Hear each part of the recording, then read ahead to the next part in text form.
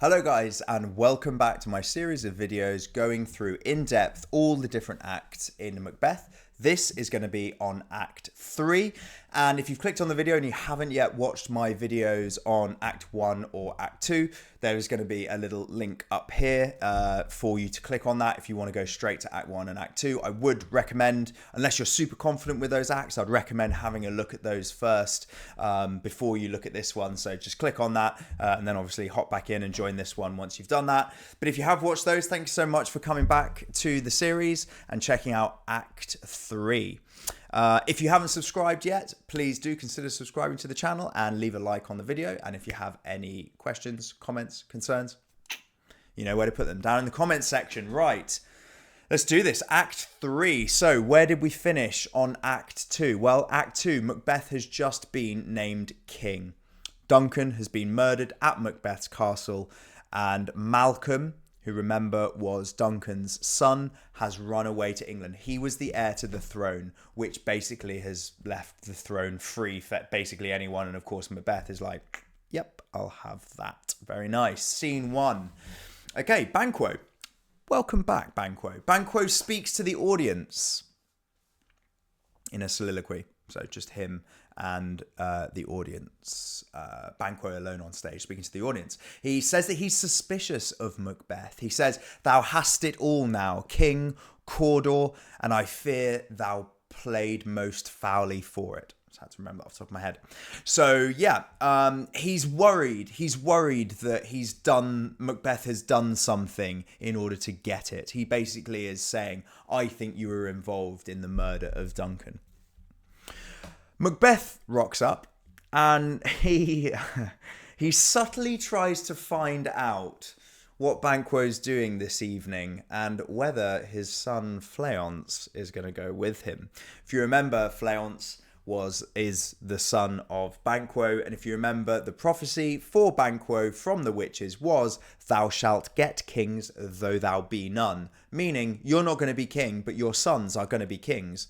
Fleance, being Banquo's son, therefore is going to be king. So what do you think Macbeth is going to be trying to do here? Get rid of them both, because then Macbeth can have the crown all to himself, and he's kind of got rid of all of the danger, people that could maybe take the throne off him. Very power hungry and ambitious, of course. Key ideas of the play. So, but Banquo's going to go out riding. Macbeth says, does Fleance go with you? Here he's just trying to work out, okay, so if Fleance is going out with Banquo, then I can get them both done in one go. After they leave, or after Banquo leaves, I should say, Macbeth has a soliloquy, him talking by himself to the audience, where he tells us the worries that he has about Banquo's prophecy, i.e. that his kids will be kings, and plans to kill him. Basically, he says, "Our fears in Banquo stick deep." Nice little metaphor there. And notice that word fears as well. And Macbeth is referring to himself in the third person, our fears, which is what a king does. So Macbeth is now fully on board with him being king, himself being king. And yeah, notice fears, obviously big part of the ideas in Macbeth, one of which being fear and characters' fear of things and how that makes them act. Really important here that Macbeth acknowledges that he has a fear in Banquo and Banquo's line of kings that he will have. Macbeth says, "Upon my head they have placed a fruitless crown," talking about the witches here. And here really he's saying that it's a great metaphor, which is why I've put it in there. It's a really good one to know, because he's basically saying that the crown is fruitless. It cannot bear fruit, meaning I cannot have children. Remember what we said in Act 1, Scene 7, when it is revealed to us that Lady Macbeth has had a child, most probably with Macbeth, and it most probably hasn't survived. So I would imagine that every man in medieval England or Scotland is going to want to have a son to follow on your family line, to work for you while you're still alive, and particularly if you're king. Everything is passed down your line. So in order for the reign of Macbeth, or the name of Macbeth, to continue, he has to have a son. And he doesn't have a son. He doesn't have any children, which is why he says that I have a fruitless crown. The crown will not bear fruit. I don't have any kids. And he says that he has a barren scepter. Bit of a metaphor there, meaning that a scepter is a not religious or holy, but it's a kingly object. You know, they'll often have like the sort of like ball thing, the spherical thing, and a scepter, which is kind of like a mace, a bit shorter than a sword. And they're basically like royal objects. So he says it's barren, the scepter, meaning he can't have children. Macbeth meets with the murderers and he commands them to kill Banquo. So right now, in this scene, we know what Macbeth's plot is, that he's going to kill Banquo, his friend. Remember, this is someone that he's fought with.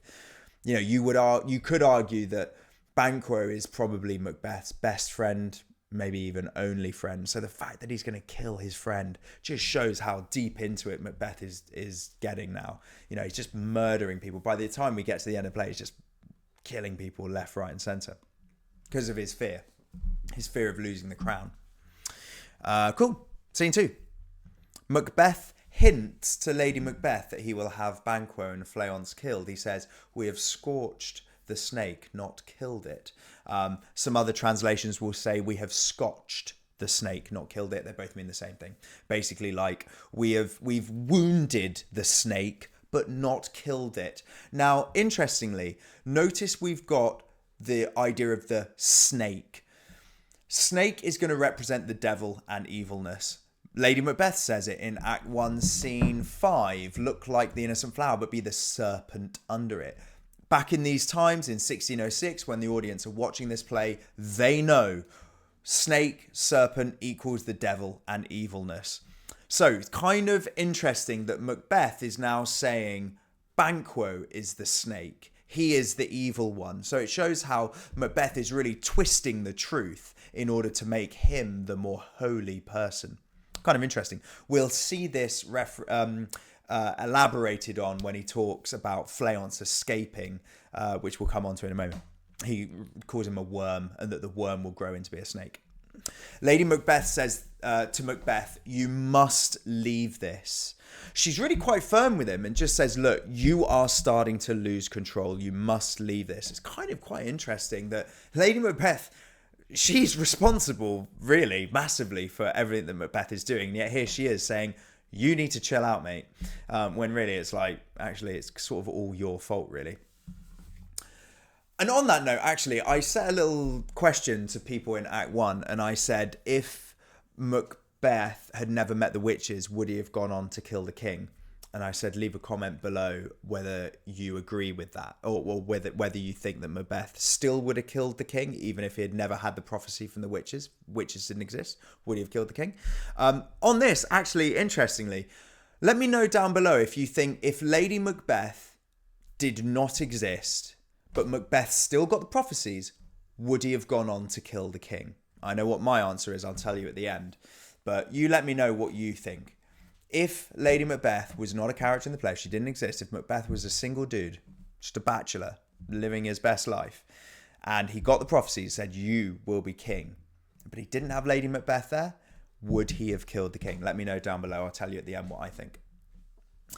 Macbeth says, "Oh, full of scorpions is my mind." Oh, yes, love this quote. Put this on your quotes to learn.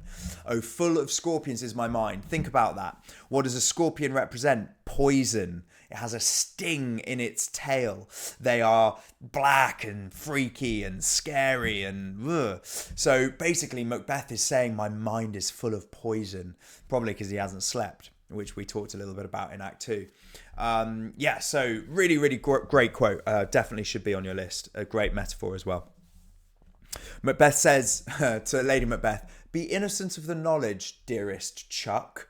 Which is kind of quite funny in a way, because he's like, I'm in charge now. Remember how Act 1 finished? "Leave all the rest to me," Lady Macbeth said. And now here we have Macbeth being like, "Don't worry about it. I've arranged Banquo's murder. You just be innocent of the knowledge. You don't need to know." So Macbeth's kind of taking control a little bit now. He's flipped the control. It was Lady Macbeth having all the control, but now Macbeth is in control. Scene 3. The two murderers are joined by a random third murderer. Who is the third murderer? There's lots of kind of theories about this. And to be honest, they are just theories because we actually don't know. It's super random. Think about it. In the scene when Macbeth talks to the murderers, and actually in the scene after the murder of Banquo, there's two murderers again. So basically, whenever Macbeth is with the murderers, there are two of them. In this scene where Macbeth is not present, or is he? There's three murderers. So one theory that people have is that it is Macbeth himself in disguise. I don't personally agree with that theory. I don't know why. Probably because I don't think Macbeth would want to implement himself in the murder. Some people say that, well, Macbeth's such a control freak that he wants to be there. And the two murderers ask the third murderer, like, who sent you? And the third murderer says Macbeth. But yeah, I don't really look too much into it. To be honest, Shakespeare, we know this as fact, owed lots of people favours. And what he would do is he would write these like random little parts into his plays where he could just give someone a couple of lines. Like, here you go, Jimmy, down the pub. I owe you big time for what you did for me last week. I don't know why I'm doing this random story. Have a couple of lines in the play and we'll call the debt over. We know that Shakespeare and writers of the time would have done that. They would have given people just small roles just to kind of feel part of it all. I think that's what it is, to be honest. I don't really look too much into it. But anyway, we get this third murderer. And yeah, they lie in wait for Banquo and Fleance. They kill Banquo, but Fleance, Banquo's son, escapes. And that is what is going to drive Macbeth crazy in scene 4, which we've got coming up now. So, first up, the murderers tell Macbeth that Banquo is dead, but Fleance escaped. And Macbeth is pretty damn angry and worried about this.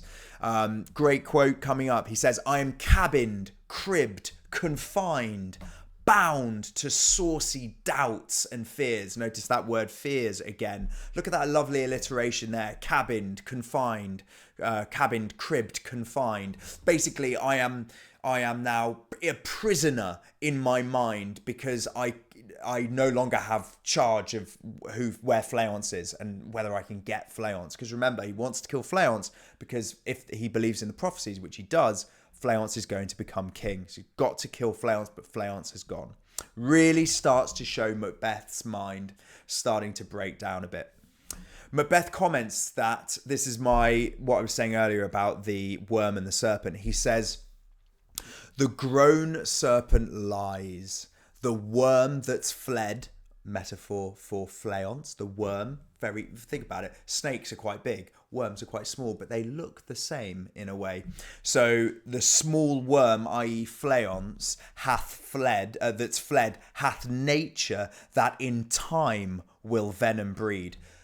This is a genius quote from Shakespeare because he's basically saying venom, snake, worm will grow up to become a snake and develop venom. Not true, not the way nature works, obviously, but he's using this imagery that Fleance will grow to be a serpent, evil, like he called Banquo evil, and will come back to kill Macbeth, which is probably true. You know, Fleance is going to want revenge, and that's kind of what Macbeth is understanding here, that he will come back to kill him. Again, shows his weakness. At the banquet, so now we've got the very famous scene with Banquo's ghost. Banquo's ghost appears and Macbeth shouts at it and tries to divert blame for his killing away from him. He says, thou canst not say I did it, never shake thy gory locks at me. Now remember, this is all in Macbeth's head.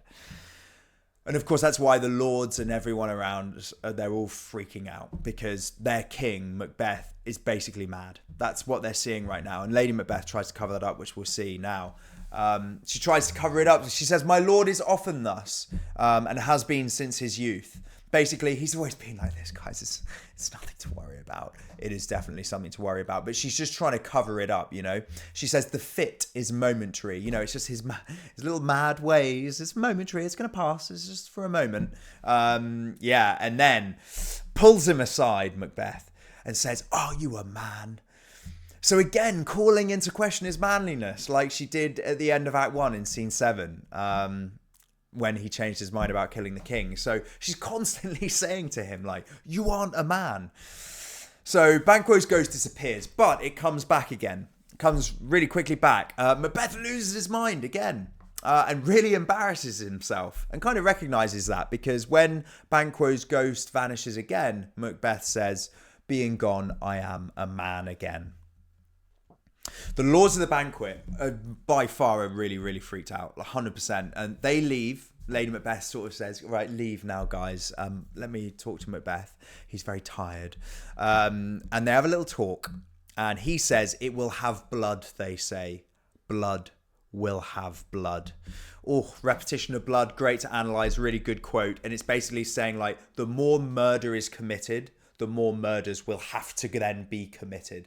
Blood, murder will have blood, will almost like breed more new murder will come from that one murder. Here Macbeth is recognising actually that's the truth, isn't it? He's killed Duncan, now he's had to kill Banquo, he's still going to try and kill Fleance. Who else is he going to have to end up killing? And of course, by the time we get to the end of the play, you know, he's killed Macduff's family. He's just killed so many people. And Macbeth thinks, in his wisdom, he's like, right, do you know what this situation needs? It needs me to go back to the witches. Yeah, got to get myself back to the witches, because they were a really good help last time, weren't they? But, you know, he's the king. He can do whatever he wants. But he says he's going to go back to the witches because he is in blood stepped in so far. He actually says that I dare to wade no more is the end of that quote. But I'm in blood stepped in so far. So again, repetition of blood. So much imagery of blood here. And remember back to Act 2 when Macbeth killed Duncan and said, will all great Neptune's oceans not wash the blood clean from my hand? Blood, hands, blood, blood, blood. So much blood, you know, an idea of blood. But it's really the idea of murder and death and betrayal that you'd be analysing there. Very short scene 5. And I'll tell you why it's short. So we meet the leader of the witches called Hecate, or Hecate. I always say Hecate. The reason I'm not analysing this scene at all is because there is lots of speculation as to whether Shakespeare actually wrote this scene. So a lot of teachers say, don't bother. Some actually say they don't read it. They actually don't read the scene because you don't need to read it to understand the plot. There is no plot points in this scene. It's literally just the leader of the witches talking about doing witchy things. Like, that's it. So I haven't really put anything in there either. Lots of people, lots of experts and, you know, sort of people who really do study like Shakespeare, as like, I mean, like doctors, you know, not like medical doctors, but, you know, like doctors who, you know, academic doctors have, I think, probably pretty good evidence that it was someone else who wrote this scene. So anyway, if I'm wrong, please feel free to correct me in the comments, Professor. Scene 6. Lennox tells us in a short scene, this is one of those summary scenes where really kind of nothing happens. It's just Shakespeare catches us up on stuff that happens in between scenes that he doesn't want to write and take up time showing us. So Lennox tells in a short scene that Macduff has gone to join Malcolm in England, where they're trying to raise an army to attack Macbeth. It's quite important information for us to know. First of all, we learn here that Malcolm is still alive. That's good, because he's the real heir to the throne. He should be King of Scotland. He is Duncan's son. And Macduff has gone with him. That doesn't really have much relevance to us at this point, Macduff. But anyway, they've gone to England. They're in England. They're chilling together. Macbeth starts to be called a tyrant in this scene, as people have realised that he is responsible for the deaths of Banquo and Duncan. So this idea of Macbeth being a tyrant is really important, and it's going to grow as the play develops. A tyrant obviously meaning someone who is in charge, a leader, someone in a position of authority who is being bad in their authority. He's being Like, you know, Hitler was probably a tyrant. You could call him a tyrant. Lots of authoritarian rulers who rule through fear and murder and death. They are tyrants. And then we go. Boom. Scene 6. Act 3. Done. Really important act there. I mean, they're all important acts, but there's some really nice things in there that you can analyse. Murder of Banquo is quite important because it's another betrayal, just like Macbeth betrayed Duncan. He's now betraying his friend Banquo. Deciding to go back to the witches is really important. We're going to see that in the next act. So yeah, really, really good act, that one. Yeah. That's pretty much it, guys. I hope you enjoyed the video. If you've stuck around this long, well done. Please do subscribe to the channel if you haven't already. Leave a like on the video if you have any questions. Oh, I was going to say, wasn't I? If Lady Macbeth wasn't married to Macbeth, would he have gone on to kill the king? My answer to that question, I hope you've left your answer in the comments below. I don't think he would. Because in Act 1, Scene 7, at the very beginning of the scene, before Lady Macbeth enters, Macbeth has a soliloquy and he basically says, I have no spur to prick the sides of my intent, but only vaulting ambition. Meaning, the only reason I want to kill Duncan right now is because of my ambition. He recognises that. And he says to Lady Macbeth, when she enters that scene, Act 1, Scene 7, we shall proceed no further in this business. If she didn't have a single line in that scene, she says some dark stuff. If she didn't have a single line, he would have stuck to that, I believe, and he would not have killed the king. It's in that scene, which is why it's such an important scene, that Lady Macbeth twists it and basically forces Macbeth to kill Duncan. So that is my answer, guys, to the question that I asked at the beginning. I basically blame the witches and Lady Macbeth for the murders of Duncan and everyone else. I think without the witches, Macbeth wouldn't have killed the king. Without Lady Macbeth, Macbeth wouldn't have killed the king. That's my opinion. But anyway, let me know what you think, guys. Thanks so much for watching the video. If you haven't watched the other Act 1 or Act 2, I'll put it up here. It'll either be there or there. Or if you want to just click straight on to the next video for Act 4, it's going to be here. Thanks very much, guys. See you in a bit.